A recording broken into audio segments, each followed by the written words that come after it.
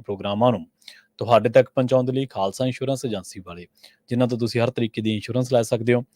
Insurance ਬਾਰੇ ਪਤਾ ਕਰਨ ਦੇ ਲਈ ਇਹਨਾਂ ਦਾ ਨੰਬਰ ਹੈ 408-272-2500। ਇਹ 1992 ਤੋਂ ਲਗਾਤਾਰ ਇੰਸ਼ੋਰੈਂਸ ਬਿਜ਼ਨਸ ਦੇ ਵਿੱਚ ਸ਼ਾਨਦਾਰ ਸੇਵਾਵਾਂ ਦੇ ਰਹੇ ਨੇ ਤੇ ਅਮਰੀਕਾ ਭਰ ਦੇ ਵਿੱਚ ਇੰਸ਼ੋਰੈਂਸ ਕਰਦੇ ਨੇ। ਓਬਾਮਾ ਕੇਅਰ, ਮੈਡੀਕੇਅਰ ਜਾਂ ਫਿਰ ਕਵਰਡ ਕੈਲੀਫੋਰਨੀਆ ਬਾਬਤ ਪਾਲਿਸੀ ਕਰਵਾਉਣ ਦੇ ਲਈ ਸਲਾਹ ਲੈਣ ਦੇ ਲਈ ਅੱਜ ਹੀ ਕਾਲ ਕਰੋ 408-272-2500 ਤੇ ਟਰਕੀਅਨ ਇਮੀਗ੍ਰੇਸ਼ਨ ਲਾ ਫਰਮ ਵਾਲੀ ਜੇ ਟਰਕੀਅਨ ਅਟਾਰਨੀ ਟਰਕੀਅਨ ਦੇ ਨਾਲ ਤੁਸੀਂ ਯੂਐਸ ਇਮੀਗ੍ਰੇਸ਼ਨ ਬਾਬਤ ਕੋਈ ਵੀ ਸਲਾਹ ਕਰਨੀ ਹੈ, ਕੋਈ ਵੀ ਸਵਾਲ ਪੁੱਛਣਾ ਤੇ ਇਹਨਾਂ ਦਾ ਨੰਬਰ ਹੈ 4159090503। Jaswinder Singh, Nachhattar Kaur Nagra Roswell, Charan Singh Sukhwinder Dhaliwal Arizona, Krishan Dhanota Yuba City, Baljinder Singh Nijjar Woodland, Paramjit Korangi Vacaville, Pritpal Singh Sidhu Fresno, GN live ਵਾਲੇ ਟਰੱਕ ਵਾਸ਼ ਕਰਦੇ ਨੇ, ਆਇਲ ਚੇਂਜ ਕਰਦੇ ਨੇ, ਏਅਰ ਬ੍ਰੇਕਾਂ ਦਾ ਕੰਮ ਤਸੱਲੀ ਬਖਸ਼ ਕਰਵਾ ਸਕਦੇ ਹੋ। ਨਵੇਂ ਪੁਰਾਣੇ ਟਾਇਰ ਵੀ ਇਹਨਾਂ ਤੋਂ ਮਿਲਦੇ ਨੇ। ਲੋਕੇਸ਼ਨ ਆ ਸੈਂਤਾਨੀਲਾ ਦੀ ਨਿਮਾ ਸੋਤਾ ਦੇ ਨਾਲ ਗੱਲ ਕੀਤੀ ਜਾ ਸਕਦੀ ਹੈ 209-277-0113 ਤੇ ਐਂਟੀਲੂਪ ਟਰੱਕ ਸਟਾਪ ਵਾਲੇ। ਇਹਨਾਂ ਸਾਰੇ ਹੀ ਸਪਾਂਸਰਸ ਦਾ ਬਹੁਤ ਬਹੁਤ ਧੰਨਵਾਦ। ਤੇ ਜੇਕਰ ਤੁਸੀਂ ਵੀ ਪੰਜਾਬੀ ਰੇਡੀਓ ਐਸੇ ਦੇ ਨਾਲ ਪ੍ਰੋਗਰਾਮਾਂ ਨੂੰ ਸਪਾਂਸਰ ਕਰਨਾ ਚਾਹੁੰਦੇ ਹੋ ਤਾਂ ਸਟੂਡੀਓ ਦਾ ਨੰਬਰ ਹੈ 408-272-5200। ਅੱਜ ਦਾ ਖਬਰ ਤੇ ਨਜ਼ਰ ਪ੍ਰੋਗਰਾਮ ਸਾਲ 2024 ਦੀ 13 ਅਗਸਤ ਦਾ ਪ੍ਰੋਗਰਾਮ ਹੈ ਤੇ ਦਿਨ ਅੱਜ ਮੰਗਲਵਾਰ ਹੈ। ਖਬਰਾਂ ਦੀ ਸ਼ੁਰੂਆਤ ਕਰਦੇ ਹਾਂ ਡੇਰਾ ਸਿਰਸਾ ਮੁਖੀ ਤੋਂ। ਡੇਰਾ ਸਿਰਸਾ ਮੁਖੀ ਨੂੰ ਇੱਕ ਵਾਰੀ ਫਿਰ ਤੋਂ ਪੈਰੋਲ ਦਿੱਤੀ ਗਈ ਹੈ ਤੇ 21 ਦਿਨਾਂ ਦੀ ਫਰਲੋ ਤੇ ਉਹ ਬਾਹਰ ਛੱਡਿਆ ਗਿਆ, ਬਾਹਰ ਭੇਜਿਆ ਗਿਆ ਕਹਿ ਦਿੰਦੇ ਆਪਾਂ। ਉੱਤਰ ਪ੍ਰਦੇਸ਼ ਦੇ ਵਿੱਚ ਜਿਹੜਾ ਬਾਗਪਤ ਦੇ ਵਿੱਚ ਬਰਨਾਵਾ ਸਥਿਤ ਡੇਰਾ ਆਸ਼ਰਮ ਉੱਥੇ ਉਹ ਰਹੇਗਾ। ਪੰਜਾਬ ਤੇ ਹਰਿਆਣਾ ਹਾਈ ਕੋਰਟ ਵੱਲੋਂ ਡੇਰਾ ਮੁਖੀ ਦੀ ਆਰਜ਼ੀ ਰਿਹਾਈ ਵਿਰੁੱਧ ਸ਼੍ਰੋਮਣੀ ਗੁਰਦੁਆਰਾ ਪ੍ਰਬੰਧਕ ਕਮੇਟੀ ਦੀ ਪਟੀਸ਼ਨ ਦਾ ਨਿਪਟਾਰਾ ਕਰਨ ਤੋਂ ਕੁਝ ਦਿਨ ਬਾਅਦ ਹੀ ਸਿਰਸਾ ਸਥਿਤ ਡੇਰਾ ਮੁਖੀ ਨੂੰ ਫਰਲੋ ਦੇਣ ਦਾ ਫੈਸਲਾ ਕੀਤਾ ਗਿਆ। ਹਾਈ ਕੋਰਟ ਨੇ 9 ਅਗਸਤ ਨੂੰ ਕਿਹਾ ਸੀਗਾ ਕਿ ਡੇਰਾ ਮੁਖੀ ਦੀ ਆਰਜ਼ੀ ਰਿਹਾਈ ਦੀ ਪਟੀਸ਼ਨ ਤੇ ਸਮਰੱਥ ਅਧਿਕਾਰੀ ਵੱਲੋਂ ਬਿਨਾਂ ਕਿਸੇ ਪੱਖਪਾਤ ਦੇ ਵਿਚਾਰ ਕੀਤਾ ਜਾਣਾ ਚਾਹੀਦਾ ਹੈ। ਜ਼ਿਕਰਯੋਗ ਹੈ ਕਿ ਜੂਨ ਮਹੀਨੇ ਦੇ ਦੌਰਾਨ ਡੇਰਾ ਮੁਖੀ ਨੇ ਹਾਈ ਕੋਰਟ ਦਾ ਰੁਖ ਕਰਦਿਆਂ ਉਸ ਨੂੰ 21 ਦਿਨਾਂ ਦੀ ਫਰਲੋ ਦੀ ਮੰਗ ਕੀਤੀ ਸੀ। ਇਸ ਤੋਂ ਪਹਿਲਾਂ 29 ਫਰਵਰੀ ਨੂੰ ਹਾਈ ਕੋਰਟ ਨੇ ਹਰਿਆਣਾ ਸਰਕਾਰ ਨੂੰ ਹਦਾਇਤ ਕੀਤੀ ਸੀ ਕਿ ਡੇਰਾ ਸੱਚਾ ਸੌਦਾ ਮੁਖੀ ਨੂੰ ਉਸ ਦੀ ਇਜਾਜ਼ਤ ਤੋਂ ਬਿਨਾਂ ਹੋਰ ਪੈਰੋਲ ਨਾ ਦਿੱਤੀ ਜਾਵੇ। ਡੇਰਾ ਮੁਖੀ ਗੁਰਮੀਤ ਰਾਮ ਰਹੀਮ ਨੂੰ 19 ਜਨਵਰੀ ਨੂੰ 50 ਦਿਨਾਂ ਦੀ ਪੈਰੋਲ ਦਿੱਤੀ ਗਈ ਸੀ। ਡੇਰਾ ਮੁਖੀ 2 ਸਾਧਵੀਆਂ ਦੇ ਨਾਲ ਜਬਰ ਜਨਾਹ ਦੇ ਦੋਸ਼ ਦੇ ਵਿੱਚ 20 ਸਾਲ ਦੀ ਸਜ਼ਾ ਕੱਟ ਰਿਹਾ। ਅੱਜ ਹੀ ਇਸ ਮਾਮਲੇ ਦੇ ਵਿੱਚ ਇੱਕ ਹੋਰ ਖਬਰ ਤੇ ਆਪਾਂ ਚਰਚਾ ਕਰਦੇ ਹਾਂ। ਉਹ ਇਹ ਕਿ ਸ਼੍ਰੋਮਣੀ ਗੁਰਦੁਆਰਾ ਪ੍ਰਬੰਧਕ ਕਮੇਟੀ ਦੇ ਜਿਹੜੇ ਪ੍ਰਧਾਨ ਸਾਹਿਬ ਨੇ ਉਹਨਾਂ ਨੇ ਕੇਂਦਰ ਸਰਕਾਰ ਬਾਬਤ ਕਿਹਾ, ਕਿਉਂਕਿ ਕੇਂਦਰ ਸਰਕਾਰ ਬੰਦੀ ਸਿੰਘਾਂ ਦੀ ਰਿਹਾਈ ਦੇ ਮਾਮਲੇ ਤੇ ਸ਼੍ਰੋਮਣੀ ਗੁਰਦੁਆਰਾ ਪ੍ਰਬੰਧਕ ਕਮੇਟੀ ਨੂੰ ਸਮਾਂ ਨਹੀਂ ਦੇ ਰਹੀ। ਹੁਣ ਇਹ ਤਾਂ ਦੇਖੋ ਸਾਡੇ ਥੋੜੇ ਜਿਹੇ ਧਾਰਮਿਕ ਆਗੂਆਂ ਜਾਂ ਸਾਡੀਆਂ ਸੰਸਥਾਵਾਂ ਦੀ ਅਗਵਾਈ ਦੇ ਵਿੱਚ ਵੀ ਥੋੜਾ ਜਿਹਾ ਫਰਕ ਹੈ। ਨਹੀਂ ਤਾਂ ਪਹਿਲਾਂ ਸਰਕਾਰਾਂ ਦੀ ਵੀ ਇੰਨੀ ਉਹ ਨਹੀਂ ਸੀ ਹੁੰਦਾ ਕਿ ਇਹਨਾਂ ਆੜੀਆ ਰਵੱਈਆ ਨਹੀਂ ਸੀ ਹੁੰਦਾ। ਖਾਸ ਕਰਕੇ SGPC ਦੇ ਪ੍ਰਧਾਨ ਨੂੰ ਲੈ ਕੇ ਜਦੋਂ ਵੀ ਮੁਲਾਕਾਤ ਕਿਸੇ ਮਾਮਲੇ ਸੰਬੰਧੀ ਕਰਦੇ ਸੀ ਜਾਂ ਮੰਗਦੇ ਸੀ ਜਾਂ ਕਹਿੰਦੇ ਸੀ ਕਿ ਅਸੀਂ ਮਿਲਣਾ ਤਾਂ ਉਹਨਾਂ ਨੂੰ ਮਿਲ ਲਿਆ ਜਾਂਦਾ ਸੀ, ਉਹਨਾਂ ਨੂੰ ਸਮਾਂ ਦੇ ਦਿੱਤਾ ਜਾਂਦਾ ਸੀ। ਪਰ ਹੁਣ ਉਹਨਾਂ ਨੇ ਬਕਾਇਦਾ ਨਾਮ ਲੈ ਕੇ ਜਿਹੜੇ ਸਾਡੇ ਪ੍ਰਧਾਨ ਸਾਹਿਬ ਨੇ ਸ਼੍ਰੋਮਣੀ ਗੁਰਦੁਆਰਾ ਪ੍ਰਬੰਧਕ ਕਮੇਟੀ ਦੇ ਧਾਮੀ ਸਾਹਿਬ, ਉਹਨਾਂ ਨੇ ਨਾਂ ਲੈ ਕੇ ਕਿਹਾ ਕਿ ਜਿਹੜੇ ਕੇਂਦਰੀ ਗ੍ਰਹਿ ਮੰਤਰੀ ਨੇ ਅਮਿਤ ਸ਼ਾਹ ਉਹ ਜਾਣ-ਬੁੱਝ ਕੇ ਸਮਾਂ ਨਹੀਂ ਦੇ ਰਹੇ ਤੇ ਇਸ ਕਰਕੇ ਕਈ ਸਿੱਖ ਮਾਮਲੇ ਜਿਹੜੇ ਨੇ ਉਹਨਾਂ ਦੇ ਨਾਲ ਵਿਚਾਰਨੇ ਹਾਲੇ ਬਾਕੀ ਨੇ। ਉਹ ਗੱਲਬਾਤ ਕਰ ਰਹੇ ਸੀ ਭਾਈ ਰਾਜੋਆਣਾ ਦੀ ਰਿਹਾਈ ਦਿਨ ਨੂੰ ਲੈ ਕੇ। ਹੁਣ ਇੱਕ ਪਾਸੇ ਇੱਕ ਬੰਦਾ ਪਿਛਲੇ ਕਈ ਸਾਲਾਂ ਤੋਂ ਲਗਾਤਾਰ 2 ਦਹਾਕਿਆਂ ਤੋਂ ਇੱਕ ਚੱਕੀ ਦੇ ਵਿੱਚ ਬੰਦ ਹੈ। ਉਹਦੇ ਲਈ ਸਮਾਂ ਨਹੀਂ ਗਾ ਸਰਕਾਰ ਨੂੰ ਉਹਦੇ ਨਾਲ ਸੰਬੰਧਿਤ ਕੋਈ ਗੱਲਬਾਤ ਕਰਨ ਦੇ ਲਈ। ਪਰ ਦੂਜੇ ਪਾਸੇ ਇੱਕ ਬੰਦਾ ਜਿਹੜਾ ਬੰਦਾ ਸਜ਼ਾ ਜ਼ਾਫਤਾ ਹੈ, ਔਰ ਇੱਕ ਮਾਮਲੇ 'ਚ ਨਹੀਂ ਸਜ਼ਾ ਜ਼ਾਫਤਾ, ਉਹ ਕਈ ਮਾਮਲਿਆਂ 'ਚ ਸਜ਼ਾ ਜ਼ਾਫਤਾ ਹੈ। ਉਹ ਸਾਧਵੀਆਂ ਦੇ ਨਾਲ ਬਲਾਤਕਾਰ ਦੇ ਮਾਮਲੇ 'ਚ ਸਜ਼ਾ ਜ਼ਾਫਤਾ ਹੈ, ਉਹ ਪੱਤਰਕਾਰ ਕਤਲ ਮਾਮਲੇ 'ਚ ਸਜ਼ਾ ਜ਼ਾਫਤਾ ਹੈ। ਮਤਲਬ ਕਿ ਇੱਕ ਤਾਂ ਉਹਨੇ ਉਹ ਕ੍ਰਾਈਮ ਕੀਤਾ ਜਿਹੜਾ ਕਿ ਬਹੁਤ ਹੀਨੀਅਸ ਕ੍ਰਾਈਮ ਹੈ, ਬਹੁਤ ਭੈੜੇ ਕ੍ਰਾਈਮ ਦੀ ਕੈਟਾਗਰੀ ਦੇ ਵਿੱਚ ਆਉਂਦਾ ਹੈ। ਇੱਕ ਉਹਨੇ ਕਿਸੇ ਨਾਲ ਹੋਰ ਜਿਹੜਾ ਬੰਦਾ ਸਮਾਜ ਦੇ ਵਿੱਚ ਦੱਸ ਰਿਹਾ ਸੀਗਾ, ਉਹਨੇ ਕ੍ਰਾਈਮ ਨਹੀਂ ਕੀਤਾ, ਕ੍ਰਾਈਮ ਨੂੰ ਐਕਸਪੋਜ਼ ਕਰਨ ਵਾਲੇ ਬੰਦੇ ਦਾ ਵੀ ਕਤਲ ਕੀਤਾ। ਤੇ ਇਹ ਕਾਨੂੰਨ ਜਾਂ ਸਰਕਾਰਾਂ ਨੂੰ ਇਹ ਕਿਹਾ ਜਾਂਦਾ ਜਦੋਂ ਕਿਸੇ ਬੰਦੇ ਨੂੰ ਪੈਰੋਲ ਜਾਂ ਫਰਲੋ ਦਿੱਤੀ ਜਾਂਦੀ ਹੈ ਵੀ ਕਿਤੇ ਬੰਦਾ ਸਮਾਜ ਦੇ ਲਈ ਖਤਰਨਾਕ ਤਾਂ ਨਹੀਂ ਗਾ, ਕਿਤੇ ਬੰਦਾ ਸਮਾਜ ਦੇ ਵਿੱਚ ਜਾ ਕੇ ਕੱਲ ਨੂੰ ਅਸ਼ਾਂਤੀ ਤਾਂ ਨਹੀਂ ਫੈਲਾਉਂਦਾ, ਅਮਨ ਕਾਨੂੰਨ ਦੀ ਹਾਲਤ ਨੂੰ ਹੋਰ ਕਿਤੇ ਵਕਤ ਤਾਂ ਨਹੀਂ ਪਾਉਂਦਾ।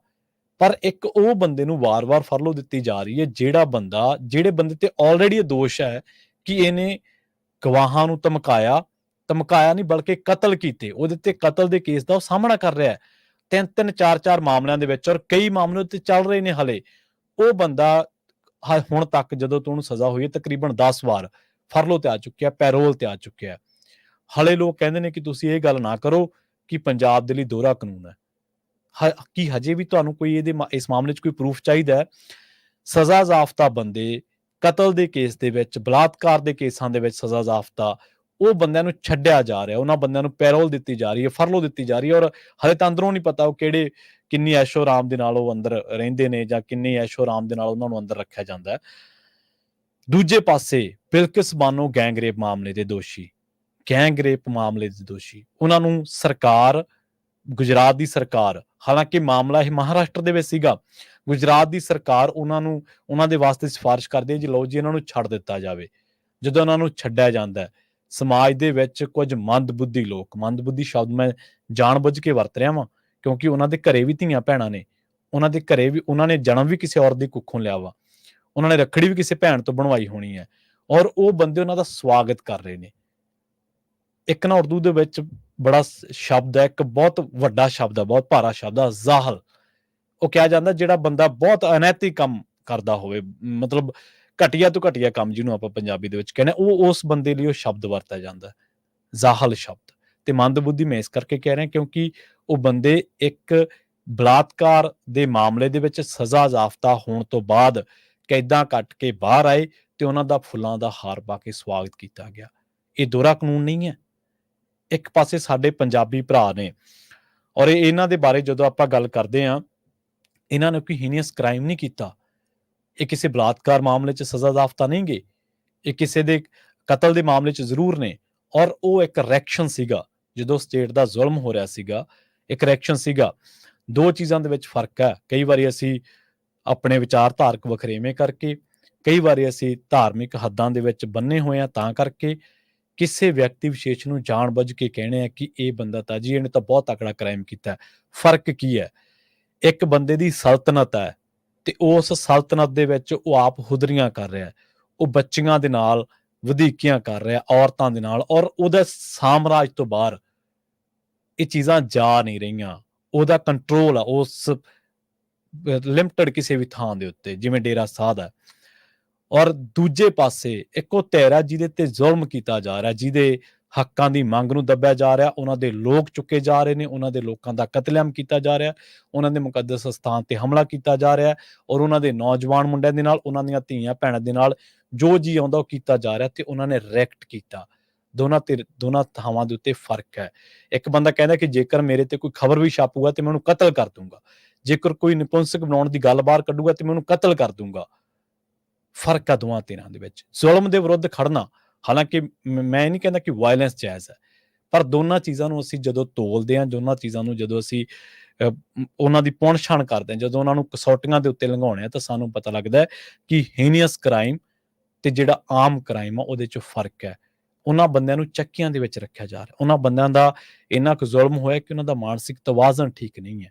ਪਰ ਇੱਕ ਬੰਦਾ ਦੂਜੇ ਪਾਸੇ ਇਹ ਹੈ ਕਿਉਂਕਿ ਉਹ ਚੋਣਾਂ ਦੇ ਵਿੱਚ ਮਦਦ ਕਰਦਾ ਹੈ, ਉਹਦੇ ਨਾਲ 4 ਵੋਟਾਂ ਨੇ, ਔਰ ਇੱਕ ਬੜੇ ਸੀਨੀਅਰ ਕੀ ਕਹਿ ਲਓ ਕਿ ਬੜੇ ਰੌਸ਼ਨ ਦਿਮਾਗ ਬੰਦੇ ਨੂੰ ਮੈਂ ਸੁਣ ਰਿਹਾ ਸੀਗਾ, ਉਹ ਕਈ ਵਾਰੀ ਉਹਨਾਂ ਨੇ ਟਿੱਪਣੀ ਕੀਤੀ ਹੈ ਇਸ, ਔਰ ਬੜੀ ਬੇਬਾਕੀ ਦੇ ਨਾਲ ਬੋਲਦੇ ਨੇ ਉਹ ਪਖੰਡਵਾਦ ਦੇ ਵਿਰੁੱਧ। ਤਾਂ ਉਹ ਕਹਿੰਦੇ ਕਿ ਇਹ ਬੰਦੇ ਨੇ ਨਾਲ ਕੁਝ ਵੋਟਾਂ ਨੇ, ਤਾਂ ਕਰਕੇ ਹਰਿਆਣਾ ਸਰਕਾਰ ਜਦੋਂ ਉੱਥੇ ਇਲੈਕਸ਼ਨ ਕੋਈ ਪਹਿਲਾਂ ਜਿਹੜਾ ਇਲੈਕਸ਼ਨ ਲੋਕਲ ਇਲੈਕਸ਼ਨ ਆਇਆ ਉਦੋਂ ਬਾਹਰ ਕੱਢ ਲਿਆ, ਯੂਪੀ ਦੇ ਵਿੱਚ ਇਲੈਕਸ਼ਨ ਆਇਆ ਉਦੋਂ ਬਾਹਰ ਕੱਢ ਲਿਆ, ਹਰਿਆਣੇ ਦੇ ਵਿੱਚ ਇਲੈਕਸ਼ਨ ਆਏ ਉਦੋਂ ਬਾਹਰ ਕੱਢ ਲਿਆ। ਯਾਨੀ ਕਿ ਭਾਜਪਾ ਦੀ ਕਠਪੁਤਲੀ ਆ, ਭਾਜਪਾ ਨੂੰ ਜਦੋਂ ਲੱਗਦਾ ਕਿ ਇਹਨੂੰ ਹੁਣ ਐ ਨਚਾਉਣਾ, ਇਸ ਪਾਸੇ ਨਚਾਉਣਾ, ਤੇ ਉਹ ਨਚਾ ਲੈਂਦੇ ਨੇ। ਪਰ ਦੂਜੇ ਪਾਸੇ ਅਸੀਂ ਆ, ਪੰਜਾਬੀ ਆ, ਜਿਨ੍ਹਾਂ ਦੇ ਧਾਰਮਿਕ ਆਗੂਆਂ ਨੂੰ ਮਿਲਣ ਦਾ ਸਮਾਂ ਸਰਕਾਰ ਕੋਲੇ ਹੈ ਨਹੀਂਗਾ, ਔਰ ਉਹਨਾਂ ਬੰਦਿਆਂ ਨੇ ਸਜ਼ਾਵਾਂ ਪੂਰੀਆਂ ਕਰ ਲਈਆਂ। ਇੱਕ ਬੰਦਾ ਜਿਹਨੂੰ ਤੁਸੀਂ ਕਿਹਾ ਕਿ ਤੂੰ ਭਾਈ ਤੇਰਾ ਆਹ ਕ੍ਰਾਈਮ ਹੈ, ਤੈਨੂੰ ਇੰਨੇ ਸਾਲਾਂ ਦੇ ਲਈ ਤੈਨੂੰ ਜੇਲ੍ਹ ਕੱਟਣਾ ਪਊਗਾ, ਉਹ ਕਹਿੰਦਾ ਠੀਕ ਹੈ, ਉਹਨੇ ਮੰਨ ਲਿਆ, ਉਹਨੇ ਇਸਤਕਬਾਲ ਕੀਤਾ ਇਸ ਚੀਜ਼ ਦਾ ਕਿ ਠੀਕ ਹੈ, ਤੁਸੀਂ ਮੇਰੀ ਗੱਲ ਨੂੰ, ਮੇਰੀ ਕੌਮ ਤੇ ਜ਼ੁਲਮ ਨੂੰ, ਮੇਰੇ ਰਿਐਕਸ਼ਨ ਨੂੰ ਤੁਸੀਂ ਕ੍ਰਾਈਮ ਮੰਨਦੇ ਹੋ ਨਾ, ਠੀਕ ਹੈ, ਮੈਨੂੰ ਸਜ਼ਾ ਦਿਓ, ਮੈਂ ਤਿਆਰ ਹਾਂ ਉਹਦੇ ਲਈ। ਔਰ ਉਹ ਸਜ਼ਾ ਉਹਨੇ ਕੱਟੀ, ਉਹਨੂੰ ਬਾਹਰ ਨਹੀਂ ਕੱਢਿਆ ਜਾ ਰਿਹਾ। ਔਰ ਜਦੋਂ ਵੀ ਤੁਸੀਂ ਕਦੇ, ਕਈ ਵਾਰੀ ਆਪਾਂ ਕਹਿੰਦੇ ਆ ਕਿ ਯਾਰ ਆਹ ਫਲਾਂ ਚੀਜ਼ ਗਲਤ ਆ, ਆਹ ਚੀਜ਼ ਗਲਤ ਆ, ਹਰ ਇੱਕ ਚੀਜ਼ ਉਹ ਗਲਤ ਆ ਜਿਹੜੀ ਕਿਸੇ ਵਿਅਕਤੀ ਦੇ ਉਸ ਰੰਗ ਦੇ ਆਧਾਰ ਤੇ, ਉਹਦੇ ਖਿੱਤੇ ਦੇ ਆਧਾਰ ਤੇ ਉਹਦੇ ਨਾਲ ਵਿਤਕਰਾ ਕੀਤਾ ਜਾਂਦਾ। ਔਰ ਇਸੇ ਕਰਕੇ ਆਪਾਂ ਕਹਿੰਦੇ ਆ ਕਿ ਕੇਂਦਰ ਸਰਕਾਰ, ਤੁਹਾਨੂੰ ਪਤਾ ਸਭ ਤੋਂ ਜ਼ਿਆਦਾ ਪੁਲਿਸਿੰਗ ਖਰਚਾ ਪੰਜਾਬ ਸਰਕਾਰ ਕਰ ਰਹੀ ਹੈ, ਪੁਲਿਸ ਦੇ ਉੱਤੇ, ਲਾਅ ਇਨਫੋਰਸਮੈਂਟ ਦੇ ਉੱਤੇ। ਪਰ ਲਾਅ ਦੀ ਹਾਲਤ ਕੀ ਹੈ, ਔਰ ਕਿ ਇਸ ਮਾਮਲੇ ਦੇ ਉੱਤੇ ਕੇਂਦਰ ਜਿਹੜਾ ਉਹ ਕਰਜ਼ਾ ਵੀ ਸਾਡੇ ਸਿਰ ਪਾ ਰਿਹਾ, ਔਰ ਉਹ ਕਹਿੰਦੇ ਕਿ ਡਾਂਗਾਂ ਵੀ ਤੁਹਾਡੇ ਮਾਰਨੀਆਂ ਸੀ ਤੇ ਟੁੱਟੀਆਂ ਡਾਂਗਾਂ ਦਾ ਬਿੱਲ ਵੀ ਤੁਸੀਂ ਦਿਓਗੇ। ਯਾਰ ਇਹ ਦੋਹਰਾ ਜ਼ੁਲਮ ਨਹੀਂਗਾ, ਇਹ ਸਾਡੇ ਲੋਕਾਂ ਉੱਤੇ, ਸਾਡੇ ਨਾਲ ਖਿੱਤੇ ਦੇ ਆਧਾਰ ਤੇ ਵਿਤਕਰਾ ਨਹੀਂਗਾ। ਜੇਕਰ ਸਾਨੂੰ ਹਲੇ ਵੀ ਇਹਨਾਂ ਚੀਜ਼ਾਂ ਦੀ ਸਮਝ ਨਹੀਂ ਆ ਰਹੀ, ਜੇਕਰ ਹਲੇ ਵੀ ਅਸੀਂ ਸੁਲਝਾਉਣ ਤੋਂ ਸਮਰੱਥ ਹਾਂ ਤਾਂ ਸਾਨੂੰ ਹੋਰ ਗਹੀਣਤਾ ਦੇ ਨਾਲ, ਹੋਰ ਸੰਜੀਦਗੀ ਦੇ ਨਾਲ, ਹੋਰ ਗੰਭੀਰਤਾ ਦੇ ਨਾਲ ਦੇਖਣਾ ਚਾਹੀਦਾ ਹੈ। ਇਹ ਨਹੀਂ ਹੋਣਾ ਚਾਹੀਦਾ ਕਿ ਕੋਈ ਵਿਅਕਤੀ ਵਿਸ਼ੇਸ਼ ਉਹਦੇ ਮਗਰ ਲੋਕ ਕਿੰਨੇ ਨੇ ਤੇ ਉਹਨੂੰ ਤੁਸੀਂ ਪੈਰੋਲ ਦੇਈ ਜਾਓ, ਫਰਲੋ ਦੇਈ ਜਾਓ ਔਰ ਉਹ ਪਖੰਡਵਾਦ ਆ, ਉਹ ਸਜ਼ਾ ਜ਼ਾਬਤਾ 2-2 3-3 ਮਾਮਲਿਆਂ ਦੇ ਵਿੱਚ ਹੀਨੀਅਸ ਕ੍ਰਾਈਮ ਦੇ ਵਿੱਚ ਸਜ਼ਾ ਜ਼ਾਬਤਾ ਹੈ। ਔਰ ਦੂਜੇ ਪਾਸੇ ਉਹ ਲੋਕ ਨੇ ਜਿਨ੍ਹਾਂ ਨੇ ਆਪਣੇ ਲੋਕਾਂ ਦੇ ਹੋ ਰਹੇ ਜ਼ੁਲਮ ਦੇ ਵਿਰੁੱਧ ਰਿਐਕਟ ਕੀਤਾ, ਚਾਹੇ ਉਹ ਵਾਇਲੈਂਟ ਹੀ ਹੋ ਗਏ, ਤੇ ਉਹਨਾਂ ਨੂੰ ਤੁਸੀਂ ਸਜ਼ਾ ਪੂਰੀ ਹੋਣ ਤੋਂ ਬਾਅਦ ਵੀ ਬਾਹਰ ਨਹੀਂ ਕੱਢ ਰਹੇ, ਤੇ ਜਿਹੜੇ ਉਹਨਾਂ ਦੀ ਪੈਰਵਾਈ ਕਰਨਾ ਚਾਹੁੰਦੇ ਨੇ ਉਹਨਾਂ ਲਈ ਤੁਹਾਡੇ ਕੋਲੇ ਮਿਲਣ ਦਾ ਸਮਾਂ ਨਹੀਂਗਾ। ਤੇ ਦੇਬੀ ਦੀਆਂ ਲਾਈਨਾਂ ਨੇ, ਕਹਿੰਦੇ ਇੱਕੋ ਮੁਲਕ 'ਚ ਮਾਰੇ ਆ ਦੋਹਰੇ ਕਾਨੂੰਨ ਦੇ। ਕਦੇ ਸੁਣ ਕੇ ਦੇਖੋ ਗਾਣਾ, ਬੜਾ ਦਸਮੇਸ਼ ਪਿਤਾ ਦੇ ਨਾਲ ਉਹਨਾਂ ਨੇ ਇੱਕ ਸਿੰਘ ਦੀ, ਇੱਕ ਸਿੱਖ ਦੀ ਵਾਰਤਾਲਾਪ ਉੱਤੇ ਗਾਣਾ ਲਿਖਿਆ ਔਰ ਬੜੀ ਸੱਚਾਈ ਦੇ ਨੇੜੇ, ਬਹੁਤ ਜ਼ਿਆਦਾ ਨੇੜੇ। ਤੁਸੀਂ ਸੁਣ ਕੇ ਦੇਖੋ ਕਦੇ, ਆਹੀ ਦੋਹਰਾ ਕਾਨੂੰਨ ਹੈ ਕਿ ਜਦੋਂ ਤੁਹਾਡੇ ਲੋਕਾਂ ਦੇ ਉੱਤੇ ਜ਼ੁਲਮ ਕਰਕੇ ਵੀ ਤੁਹਾਡਾ ਬਿੱਲ, ਤੁਹਾਡੀਆਂ ਸਰਕਾਰਾਂ ਕਰਜ਼ਾ ਤੁਹਾਡੇ ਸਿਰ ਪਾਉਂਦੀਆਂ ਨੇ, ਤੇ ਦੂਜੇ ਪਾਸੇ ਉਹ ਲੋਕ ਜਿਹੜੇ ਪਖੰਡਵਾਦੀ ਨੇ, ਜਿਨ੍ਹਾਂ ਨੇ ਸਮਾਜ ਦੇ ਵਿੱਚ ਇੱਕ ਕ੍ਰਾਈਮ ਨਹੀਂ ਕੀਤਾ ਬਲਕਿ ਬਹੁਤ ਜ਼ਿਆਦਾ ਕ੍ਰਾਈਮ ਕੀਤਾ, ਲੋਕਾਂ ਨੂੰ ਉਹਨਾਂ ਦੀ ਧਾਰਮਿਕ ਭਾਵਨਾ ਦੇ ਵਿੱਚ ਉਹਨਾਂ ਦਾ ਐਕਸਪਲੋਇਟੇਸ਼ਨ ਕਰਨੀ, ਚਾਹੇ ਉਹ ਫਿਜ਼ੀਕਲੀ ਹੈ, ਚਾਹੇ ਉਹ ਸੋਸ਼ਲੀ ਹੈ, ਚਾਹੇ ਉਹ ਰਿਲੀਜੀਅਸ ਹੈ, ਚਾਹੇ ਸਮਾਜਿਕ ਹੈ, ਧਾਰਮਿਕ ਹੈ, ਫਾਈਨੈਂਸ਼ੀਅਲੀ, ਆਰਥਿਕ ਤੌਰ ਤੇ, ਇਹ ਤਾਂ ਸਭ ਤੋਂ ਵੱਡਾ ਅਨੈਤਿਕ ਕ੍ਰਾਈਮ ਹੈ।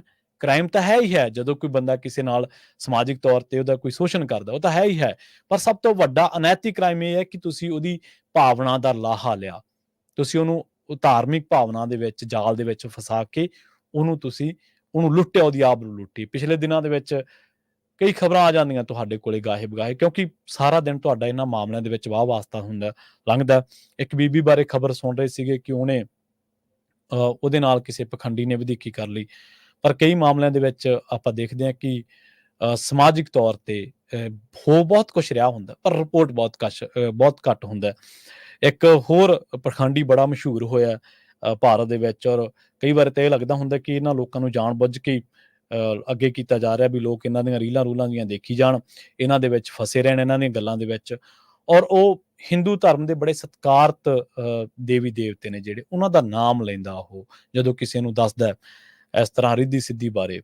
ਉਹ ਇੱਕ ਬੀਬੀ ਦੇ ਨਾਲ ਉਹਦਾ ਪੰਗਾ ਪੈ ਗਿਆ। ਬੀਬੀ ਥੋੜੀ ਜੀ ਰੌਸ਼ਨ ਦਿਮਾਗ ਸੀਗੀ, ਬੀਬੀ ਪਖੰਡਵਾਦ ਨੂੰ ਐਕਸਪੋਜ਼ ਕਰਨ ਵਾਲੀ ਸੀ। ਉਹ ਬੰਦੇ ਤੋਂ ਆਪਣੀ ਬੇਇੱਜ਼ਤੀ ਝੱਲੀ ਨਹੀਂ ਗਈ ਤੇ ਆਪਾ ਗਵਾ ਬੈਠਾ।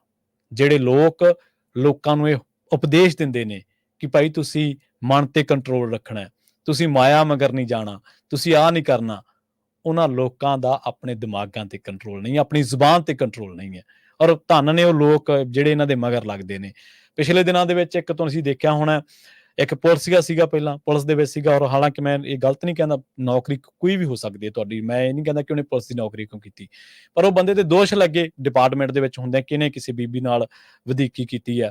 ਬਾਅਦ ਦੇ ਵਿੱਚ ਉਹਨੇ ਪਖੰਡਵਾਦ ਦਾ ਰਾਹ ਅਪਣਾ ਲਿਆ, ਲੱਖਾਂ ਭਗਤ ਬਣ ਕੇ ਲੋਕਾਂ ਨੇ ਜਾਇਦਾਦਾਂ ਦਾਨ ਕਰਤੀਆਂ, ਲੋਕ ਉਹਦੀਆਂ ਜਿਹੜੀਆਂ ਸਤਸੰਗਤ ਉਹਦੇ ਜਾਣ ਲੱਗ ਪਏ, ਉਹਦੇ ਵਿੱਚ ਭੀੜ ਹੋਣ ਲੱਗ ਪਈ, ਉੱਥੇ ਭਗਦੜ ਮੱਚ ਗਈ, 100 ਤੋਂ ਵੱਧ ਬੰਦਾ ਮਰ ਗਿਆ। ਕਿਸੇ ਕਾਨੂੰਨ, ਕਿਸੇ ਏਜੰਸੀ, ਕਿਸੇ ਈਡੀ, ਕਿਸੇ ਪੁਲਿਸ ਵਾਲੇ, ਕਿਸੇ ਸਿਆਸਤਦਾਨ ਦੇ ਵਿੱਚ ਹੈ ਏਡੀ ਰੀੜ੍ਹ ਦੀ ਹੱਡੀ ਜਿਹੜਾ ਕਹਿ ਸਕੇ ਕਿ ਇਹ ਗਲਤ ਹੋਇਆ ਭਾਈ, ਇਹ ਜ਼ਿੰਮੇਵਾਰ ਬੰਦੇ ਨੂੰ ਸਿੱਟੋ ਗੁਲਾਮੇ ਫੜ ਕੇ ਜੇਲ੍ਹਾਂ ਅੰਦਰ? ਕਿਸੇ 'ਚ ਹੈ ਇੰਨਾ ਦਮ? ਕਿਸੇ 'ਚ ਹੈ ਅੱਜ ਹਰਿਆਣੇ ਪੰਜਾਬ ਦੇ ਸਿਆਸਤਦਾਨ ਦੇ ਵਿੱਚ ਦਮ ਕਿ ਉਹ ਕਵੇ ਕਿ ਭਾਈ ਤੁਸੀਂ ਸਾਡੇ ਸਿੰਘ ਤਾਂ ਛੱਡਦੇ ਨਹੀਂਗੇ ਜਿਨ੍ਹਾਂ ਦੀ ਸਜ਼ਾ ਪੂਰੀ ਹੋ ਚੁੱਕੀ ਹੈ, ਤੇ ਆਹ ਤੁਸੀਂ ਜਿਹੜਾ ਬੂਮਣਾ ਸਾਧ ਹੈ ਇਹਨੂੰ ਤੁਸੀਂ ਤੀਜੇ ਦਿਨ ਬਾਹਰ ਕੱਢ ਲੈਣਾ? ਕੋਈ ਹੈ ਐਸਾ ਸਿਆਸਤਦਾਨ? ਹੈ ਸੱਤਾਧਾਰੀ? ਹੈ ਵਿਰੋਧੀ ਧਿਰ ਦੇ ਵਿੱਚ? ਔਰ ਉਹ ਲੋਕ ਬੋਲਣਗੇ ਜਿਨ੍ਹਾਂ ਦੇ ਉੱਤੇ ਦੋਸ਼ ਲੱਗਦੇ ਆ ਕਿ ਇਹਨਾਂ ਨੇ ਜਾ ਕੇ ਉੱਥੇ ਨੱਕ ਰਗੜੇ ਆ, ਔਰ ਆ ਕੇ ਉਹ ਬੰਦਾ ਇਕੱਲਾ ਬਹਿੰਦਾ ਹੀ ਨਹੀਂਗਾ ਬਾਹਰ, ਉਹ ਲੋਕਾਂ ਨੂੰ ਦਿਖਾਉਂਦਾ ਹੈ ਕਿ ਮੈਂ ਕਿੱਡਾ ਤਾਕਤਵਰ ਹੈ, ਮੇਰੇ ਤੇ ਕਿਹੜੀਆਂ ਸ਼ਕਤੀਆਂ ਦਾ ਸਾਇਆ ਹੈ।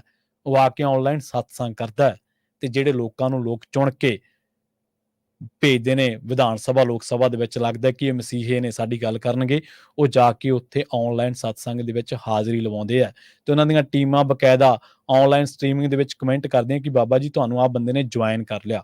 ਸਾਨੂੰ ਸ਼ਰਮ ਆਉਂਦੀ ਹੈ ਆਪਣੀ ਜ਼ੁਬਾਨ ਦੇ ਉੱਤੇ ਕਿ ਉਹਨਾਂ ਦੇ ਕਈ ਸ਼ਬਦ ਸਾਨੂੰ ਬੋਲਣੇ ਪੈਂਦੇ ਕਿ ਬਾਬਾ ਜੀ ਕਹਿੰਦੇ ਆ ਉਹ।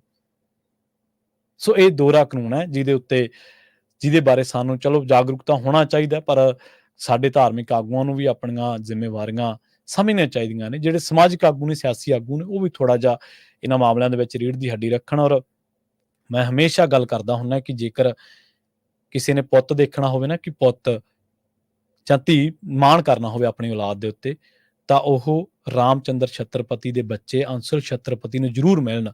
ਜੇ ਕਿਸੇ ਬੰਦੇ ਦੇ ਮਨ ਦੇ ਵਿੱਚ ਇਹ ਚਾਹਣਾ ਹੈ ਕਿ ਮੇਰਾ ਬੱਚਾ ਜ਼ੁਲਮ ਦੇ ਵਿਰੁੱਧ ਖੜੇ, ਮੇਰਾ ਬੱਚਾ ਸਮਾਜ ਦੇ ਵਿੱਚ ਫੈਲੇ ਅਨਿਆਂ ਦੇ ਵਿਰੁੱਧ ਲੜੇ, ਮੇਰਾ ਬੱਚਾ ਲੋਕਾਂ ਲਈ ਲੜੇ, ਜਾਂ ਮੇਰਾ ਬੱਚਾ ਮੇਰੇ ਨਾਲ ਜੇਕਰ ਕੋਈ ਬੂਮਣਾ, ਕੋਈ ਵਧੀਕੀ ਕਰ ਜਾਂਦਾ, ਤਾਂ ਉਹ ਜੇ ਦੇਖਣਾ ਚਾਹੁੰਦਾ ਨਾ ਕਿ ਅਸਲੀ ਔਲਾਦ ਕੀ ਹੁੰਦੀ ਹੈ, ਤਾਂ ਜ਼ਰੂਰ ਮਿਲਿਆ ਅੰਸ਼ੁਲ ਛਤਰਪਤੀ ਨੂੰ।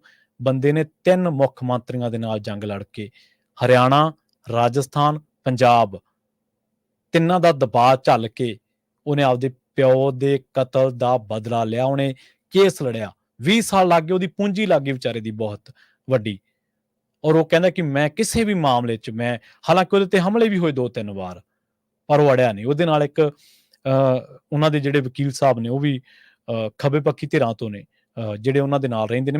ਹਾਲਾਂਕਿ ਮੈਨੂੰ ਇਹ ਨਹੀਂ ਪਤਾ ਕਿ ਉਹਨਾਂ ਨੇ ਕੇਸ ਉਹਨਾਂ ਨੇ ਲੜਿਆ ਜਾਂ ਕਿਸੇ ਹੋਰ ਨੇ ਲੜਿਆ, ਪਰ ਕਿਉਂਕਿ ਮੈਂ ਉਹਨਾਂ ਨੂੰ ਕਈ ਵਾਰੀ ਮਿਲਿਆ ਵਾਂ, ਤੇ ਉਹ ਉਹਨਾਂ ਦੇ ਨਾਲ ਲੜੇ। ਵਕੀਲ ਸਾਹਿਬ ਤੇ ਵੀ ਕਈ ਵਾਰੀ ਹਮਲਾ ਹੋਇਆ, ਕਈ ਧਮਕੀਆਂ ਆਈਆਂ, ਕਦੇ ਕਿਸੇ ਤਰੀਕੇ ਨਾਲ, ਕਦੇ ਕਿਸੇ ਤਰੀਕੇ ਨਾਲ, ਪਰ ਉਹਨਾਂ ਨੇ ਜੰਗ ਲੜੀ। ਉਹਨਾਂ ਨੇ ਕਿਹਾ ਕਿ ਅਸੀਂ ਇਸ ਬੂਮਣੇ ਨੂੰ ਸਲਾਖਾਂ ਦੇ ਪਿੱਛੇ ਸਿੱਟ ਕੇ ਦਮ ਲਵਾਂਗੇ, ਔਰ ਉਹਨਾਂ ਨੇ ਸਾਹ ਲਿਆ।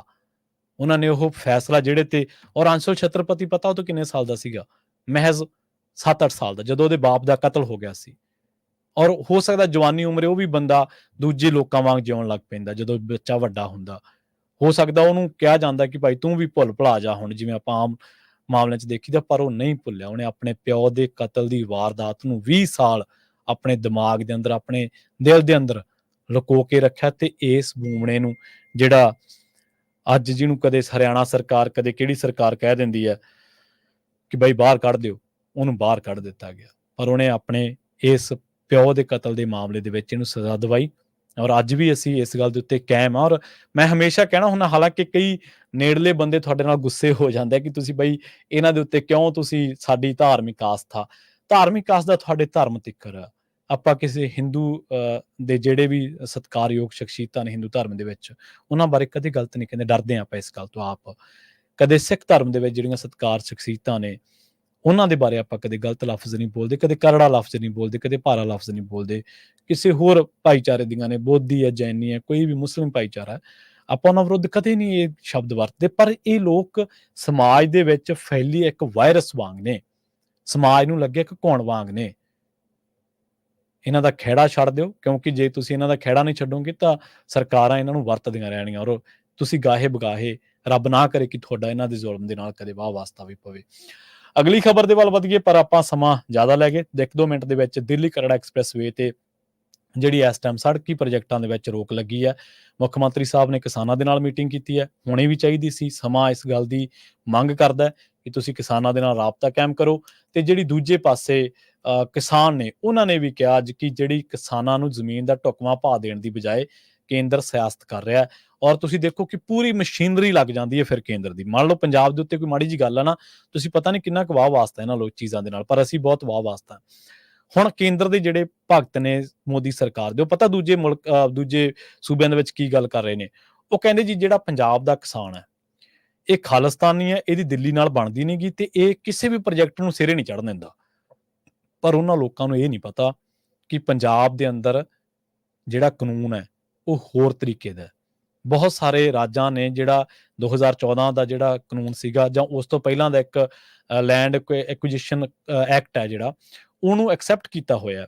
ਔਰ ਉਹਦੇ ਤਹਿਤ ਇਹ ਹੈ ਕਿ ਜਿੰਨੇ ਤੁਹਾਡੀ ਜ਼ਮੀਨ, ਭਾਵੇਂ ਉਹਦੀ ਕੀਮਤ ਕੁਛ ਵੀ ਹੈ ਬਾਜ਼ਾਰੀ, ਉਹ ਤੁਹਾਨੂੰ ਜਿੰਨਾ DC ਰੇਟ ਆ ਉਦੋਂ ਚੌਗਣਾ ਭਾਗ ਜਾਂ ਤਿੱਗਣਾ ਭਾਅ ਉਹ ਦੇ ਦੇਣਾ ਸਰਕਾਰ ਨੇ, ਤੁਸੀਂ ਚੁੱਪ ਕਰਕੇ ਉਹ ਲੈ ਲੈਣਾ, ਤੁਸੀਂ ਬੋਲ ਨਹੀਂ ਸਕਦੇ। ਪਰ ਪੰਜਾਬ ਦੇ ਵਿੱਚ ਇਹ ਨਹੀਂ ਹੈ। ਪੰਜਾਬ ਦੇ ਵਿੱਚ 2 ਤਰ੍ਹਾਂ ਦੇ ਨਾਲ ਜ਼ਮੀਨ ਦੇ ਭਾਅ ਦੇਖੇ ਜਾਂਦੇ ਨੇ। ਇੱਕ ਤਾਂ DC ਰੇਟ, ਇੱਕ ਦਿਨ ਮੈਂ ਪਹਿਲਾਂ ਵੀ ਇਹਦੇ ਬਾਰੇ ਚਰਚਾ ਕੀਤੀ ਸੀ। ਇੱਕ DC ਰੇਟ, ਕਲੈਕਟਰ ਰੇਟ ਜਿਹਨੂੰ ਆਪਾਂ ਕਹਿ ਦਿੰਦੇ ਹਾਂ, ਉਹ ਆਮ ਤੌਰ ਤੇ ਪਿੰਡਾਂ ਦੀਆਂ ਜ਼ਮੀਨਾਂ ਦਾ ਕਿਸੇ ਦਾ 4 ਲੱਖ, ਕਿਸੇ ਦਾ 5.5 ਲੱਖ, ਕਿਸੇ ਦਾ 6 ਲੱਖ ਹੋ ਸਕਦਾ। ਜਿਹੜੇ ਪਿੰਡ ਸ਼ਹਿਰ ਦੇ ਨੇੜੇ ਨੇ ਉਹਨਾਂ ਦਾ 10-12 ਲੱਖ ਤੱਕ ਹੋਵੇ। ਪਰ ਜਿਹੜੀ ਪੰਜਾਬ ਦੇ ਵਿੱਚ ਅਸਲ ਮਾਰਕੀਟ ਵੈਲਿਊ ਹੈ ਕਿਸੇ ਜ਼ਮੀਨ ਦੀ, ਜੇਕਰ ਸ਼ਹਿਰ ਦੇ ਨਾਲ ਕਿਸੇ ਦਾ ਕਿੱਲਾ, ਤੇ ਉਹ ਕਰੋੜ ਤੋਂ ਘੱਟ ਨਹੀਂ। ਆਪਾਂ ਨੂੰ ਪਤਾ ਹੈ, ਆਪਾਂ ਸਾਰੇ ਉੱਥੇ ਜ਼ਮੀਨਾਂ 'ਚੋਂ ਹੀ ਆਏ ਹਾਂ, ਜ਼ਮੀਨਾਂ ਦੇ ਨਾਲ ਹੀ ਆਪਣਾ ਕੰਮਕਾਰ ਅੱਜ ਵੀ ਚੱਲ ਰਿਹਾ। ਤਾਂ ਉਹ ਇੱਥੇ ਪੰਜਾਬ ਦੇ ਵਿੱਚ ਇਸ ਤਰ੍ਹਾਂ ਦਾ ਕਾਨੂੰਨ ਹੈ। ਤਾਂ ਹੁਣ ਉਗਰਾਹਾਂ ਸਾਹਿਬ ਜਿਹੜੇ ਕਿਸਾਨਾਂ ਦੀ ਬਹੁਤ ਵੱਡੀ ਜਥੇਬੰਦੀ ਨੂੰ ਹੈੱਡ ਕਰਦੇ ਨੇ, ਉਹਨਾਂ ਨੇ ਕਿਹਾ ਕਿ ਜਿਹੜੇ ਕੇਂਦਰੀ ਮੰਤਰੀ ਨਿਤਿਨ ਗਡਕਰੀ ਪੰਜਾਬ ਦੇ ਮੁੱਖ ਮੰਤਰੀ ਭਗਵੰਤ ਮਾਨ ਨੂੰ ਰਾਜ ਦੇ 8 ਸੜਕੀ ਪ੍ਰੋਜੈਕਟ ਰੱਦ ਕਰਨ ਦੀ ਚੇਤਾਵਨੀ ਦੇ ਰਹੇ ਆ। ਉਹਨਾਂ ਨੇ ਕਿਹਾ ਕਿ ਕੇਂਦਰੀ ਹਕੂਮਤ ਵੱਲੋਂ ਪੰਜਾਬ ਦੇ ਅੰਦਰ ਸੜਕੀ ਪ੍ਰੋਜੈਕਟਾਂ ਦੇ ਮਸਲੇ ਬਾਰੇ ਕੀਤੀ ਜਾ ਰਹੀ ਕਾਰਵਾਈ ਗਲਤ ਆ। ਜਥੇਬੰਦੀ ਨੇ ਕਿਹਾ ਕਿ ਸੜਕੀ ਪ੍ਰੋਜੈਕਟਾਂ ਲਈ ਐਕਵਾਇਰ ਕੀਤੀ ਜਾ ਰਹੀ ਜ਼ਮੀਨ ਦਾ ਮਾਰਕੀਟ ਦੇ ਹਿਸਾਬ ਦੇ ਨਾਲ ਢੁਕਵਾਂ ਭਾਅ ਨਾ ਦਿੱਤੇ ਜਾਣ ਕਰਕੇ ਕਿਸਾਨ ਜ਼ਬਰੀ ਜ਼ਮੀਨਾਂ ਗ੍ਰਹਿਣ ਕਰਨ ਦਾ ਵਿਰੋਧ ਕਰ ਰਹੇ ਨੇ ਅਤੇ ਹਮੇਸ਼ਾ ਵਾਂਗ ਸਰਕਾਰ ਆਪਣੀ ਮਨਚਾਹੀ ਵਿਉਂਤ ਜ਼ਬਰੀ ਠੋਸਣ ਵਾਸਤੇ ਇਸ ਨੂੰ ਵਿਕਾਸ ਦੇ ਵਿੱਚ ਅੜਿੱਕਾ ਬਣਾ ਕੇ ਪੇਸ਼ ਕਰ ਰਹੀ ਹੈ। ਨਾਲ ਹੀ ਉਹਨਾਂ ਨੇ ਕਿਹਾ ਕਿ ਜਿਹੜੇ ਕਿਸਾਨ ਨੇ ਉਹਨਾਂ ਨੂੰ ਬਣਦੀ ਕੀਮਤ ਦੇ ਕੇ ਮਸਲਾ ਹੱਲ ਕਰਨ ਦੀ ਥਾਂ ਤੇ ਮੋਦੀ ਸਰਕਾਰ ਇਸ ਨੂੰ ਪੰਜਾਬ ਸਰਕਾਰ ਦੇ ਨਾਲ ਆਪਣੀ ਸ਼ਰੀਕੇਬਾਜ਼ੀ ਵਾਲੀ ਸਿਆਸੀ ਖੇਡ ਖੇਡਣ ਦੇ ਲਈ ਵਰਤਣ ਦੀ ਕੋਸ਼ਿਸ਼ ਕਰ ਰਹੀ ਹੈ। ਹੁਣ ਜਿਹੜੇ ਮੋਦੀ ਸਾਹਿਬ ਦੇ ਭਗਤਾਂ ਦੀ ਤਾਂ ਗੱਲ ਕਰ ਹਟਿਆ, ਹੁਣ ਜਿਹੜੇ ਭਗਵੰਤ ਮਾਨ ਸਾਹਿਬ ਦੇ ਭਗਤ ਨੇ ਉਹ ਕਹਿਣਗੇ ਜੀ ਕਿਸਾਨ ਧਰਨਾ ਲਾ ਦਿੰਦੇ ਨੇ ਇਸ ਕਰਕੇ ਪੰਜਾਬ ਨੂੰ ਪ੍ਰੋਜੈਕਟ ਨਹੀਂ ਮਿਲ ਰਹੇ। ਉਹ ਭਲਿਓ ਮਾਨਸੋ, ਤੁਸੀਂ ਸਮਝੋ ਕੇਂਦਰ ਤੁਹਾਡੇ ਮੋਢਿਆਂ ਤੇ ਰੱਖ ਕੇ ਚਲਾ ਰਿਹਾ ਅਸਲ ਦੇ ਵਿੱਚ ਪੰਜਾਬ ਦੇ। ਜੇ ਮੰਨ ਲਓ ਰੱਬ ਨਾ ਕਰੇ ਤੁਹਾਡੇ ਕਿਸੇ ਚਾਚੇ ਤਾਏ ਦੀ ਜ਼ਮੀਨ ਆ ਜੇ, ਜ਼ਮੀਨ ਆ ਉਹਦੀ 80 ਲੱਖ ਰੁਪਏ ਦੀ, ਤੁਹਾਨੂੰ ਸਰਕਾਰ ਦੇਵੇ 15 ਲੱਖ ਰੁਪਏ, ਲੈ ਲਓਗੇ? ਪਾ ਲਓਗੇ ਜੇਬ ਦੇ ਵਿੱਚ? ਜਾਂ ਤਾਂ ਕਹਿ ਦਿਓ ਵੀ ਅਸੀਂ ਪਾ ਲਾਂਗੇ, ਤੇ ਅਸੀਂ ਜੇ ਤੁਸੀਂ ਪਾ ਲਓਗੇ ਤਾਂ ਚਲੋ ਫਿਰ ਤੁਹਾਨੂੰ ਦੇਖਾ ਦੇਖੀ ਹੋਰ ਵੀ ਕਿਸਾਨ ਪਾ ਲੈਣਗੇ। ਕਿਵੇਂ ਪਾ ਲੈਣ? ਕੋਈ ਮੁੜ ਵਸੇਬਾ ਭੱਤਾ ਦਿੱਤਾ ਤੁਸੀਂ? ਪੰਜਾਬ ਦਾ ਬੰਦਾ ਨਾ ਹਿਮਾਚਲ ਪ੍ਰਦੇਸ਼ ਦੇ ਵਿੱਚ ਜ਼ਮੀਨ ਲੈ ਸਕਦਾ, ਨਾ ਹਰਿਆਣੇ ਦੇ ਵਿੱਚ ਜ਼ਮੀਨ ਲੈ ਸਕਦਾ, ਨਾ ਰਾਜਸਥਾਨ ਹਰਿਆਣੇ 'ਚ ਲੈ ਸਕਦਾ, ਰਾਜਸਥਾਨ ਦੇ ਵਿੱਚ ਨਹੀਂ ਲੈ ਸਕਦਾ। ਯੂਪੀ ਦੇ ਵਿੱਚ ਤੁਸੀਂ ਪਹਿਲਾਂ ਹੀ ਕਿਸਾਨਾਂ ਨੂੰ ਉਜਾੜ ਰਹੇ ਹੋ, ਗੁਜਰਾਤ ਦੇ ਵਿੱਚ ਉਜਾੜ ਰਹੇ ਹੋ, ਮੱਧ ਪ੍ਰਦੇਸ਼ ਦੇ ਵਿੱਚ ਸਿੱਖਾਂ ਤੇ ਹਮਲੇ ਹੋ ਰਹੇ ਆ। ਜਾਵੇ ਕਿੱਧਰ ਬੰਦਾ? ਆਪਦੀ ਮਾਂ ਦਾ, ਆਪਦੀ ਜ਼ਮੀਨ ਦਾ ਮੁਆਵਜ਼ਾ ਵੀ ਨਾ ਮੰਗੇ, ਆਪਦੀ ਜਿਹੜੀ ਲੈਂਡ ਆ ਉਹਨੂੰ ਉਸ ਤੋਂ ਬਾਅਦ ਉਜਾੜਾ ਹੋਣਾ ਉਸ ਬੰਦੇ ਦਾ, ਉੱਥੇ ਹਾਲ ਨਹੀਂ ਚੱਲਣਾ ਉਹਦਾ, ਉਹਦੀਆਂ ਆਉਣ ਵਾਲੀਆਂ ਨਸਲਾਂ ਨੇ ਜ਼ਮੀਨ ਨਹੀਂ ਵਾਹੁਣੀ ਉਹ। ਸੋ ਸਾਨੂੰ ਸਮਝਣਾ ਚਾਹੀਦਾ ਕਿ ਜਿਹੜੇ ਨਿਤਿਨ ਗਡਕਰੀ ਹੋਰੇ ਇਹ ਏਡੇ ਸ਼ਰੀਫ ਨਹੀਂ ਗੇ ਜਿੱਡੇ ਤੁਹਾਨੂੰ ਲੱਗਦੇ ਆ, ਔਰ ਕੋਈ ਮੌਕਾ ਨਹੀਂ ਖੁੰਝਣ ਦਿੰਦੇ ਪੰਜਾਬ ਸਰਕਾਰ ਨਾਲ ਸ਼ਰੀਕੇਬਾਜ਼ੀ ਕਰਨ ਦਾ ਜਾਂ ਪੰਜਾਬ ਦੇ ਕਿਸਾਨਾਂ ਦੀ ਸ਼ਰੀਕੇਬਾਜ਼ੀ ਕਰਨ ਦਾ। ਔਰ ਉਹ ਮੋਢੇ ਤੇ ਰੱਖ ਰਹੇ ਨੇ ਭਗਵੰਤ ਮਾਨ ਦੇ, ਤੇ ਚਲਾ ਰਹੇ ਨੇ ਕਿਸਾਨਾਂ ਦੇ ਵਿਰੁੱਧ। ਦੇ ਦੇਣ ਮੁਆਵਜ਼ਾ, ਜਿਹਦੀ 60 ਲੱਖ ਦੀ ਜ਼ਮੀਨ ਆ ਦੇ ਦੇਣ ਉਹਨੂੰ 65 ਲੱਖ ਰੁਪਈਆ। ਅਗਲਾ ਕਹੂਗਾ ਚਲੋ ਠੀਕ ਆ ਭਾਈ, ਅਗਲਾ ਜਿੱਥੇ ਬਣਦੀ ਸਰਦੀ ਹੋਈ ਉੱਥੇ ਲੈ ਲੂਗਾ ਜਿੰਨੀ ਕੁ ਉਹਨੂੰ ਲਏਗੀ, ਬਾਕੀ ਅਗਲਾ ਆਪਦਾ ਕਰਜ਼ਾ ਕੁਰਜ਼ਾ ਲਾ ਲੂਗਾ। ਕੰਪਨਸੇਟ ਤਾਂ ਕਰੋ ਨਾ ਘੱਟੋ ਘੱਟ। ਸੋ ਪ੍ਰੋਗਰਾਮ ਖਬਰ ਤੇ ਨਜ਼ਰ ਨੂੰ ਆਪਾਂ ਇੱਥੇ ਹੀ ਸਮਾਪਤ ਕਰਾਂਗੇ। ਪੰਜਾਬੀ ਰੇਡੀਓ ਦੀ ਅਗਲੀ ਪੇਸ਼ਕਸ਼ ਪ੍ਰੋਗਰਾਮ ਅਪਡੇਟ ਅਮਰੀਕਾ। ਬਹੁਤ ਬਹੁਤ ਧੰਨਵਾਦ। ਸਤਿ ਸ਼੍ਰੀ ਅਕਾਲ।